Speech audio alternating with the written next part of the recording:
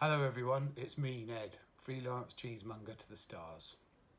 Today, in this video, I'm going to be doing the first of my Cheese of the Week series.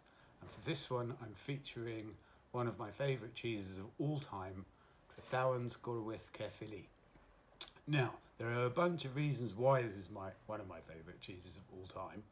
One of those is because it's really, really nice, or a banger, as we say in the trade.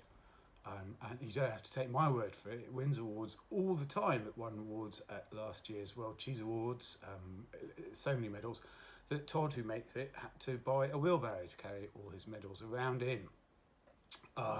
It's very nice, but also this cheese is the reason that I'm a cheesemonger. So you see, in 2000, when I was a recovering theatre professional, not making much money, my friend Todd said, "Do you want to come and sell cheese with me at Borough Market?" No, I thought, all right, this is new. I went down there. It was a cold winter's day in about November 2000. And obviously the first thing I had to do was try some cheese. This was the cheese that I tried. And after a while, Todd said, "Listen, I'll get you a job at Neil's Yard Dairy if you stop asking me questions about cheese." And he did, and I stopped asking him mostly. And I've never looked back. So it is very important cheese to me. So let's have a look at it.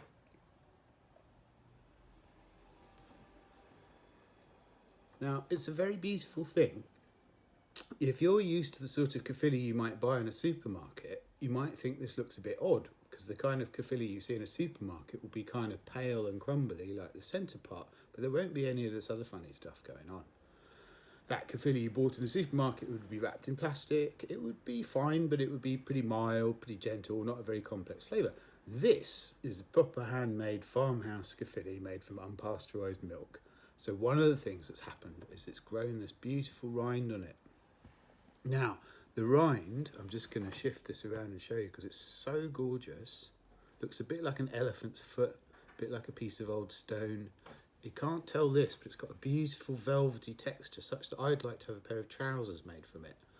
Anyway, the rind is acting on the cheese, maturing the cheese. You see this darker, creamier edge here. We call this the breakdown, by the way. So we've got rind, we've got breakdown.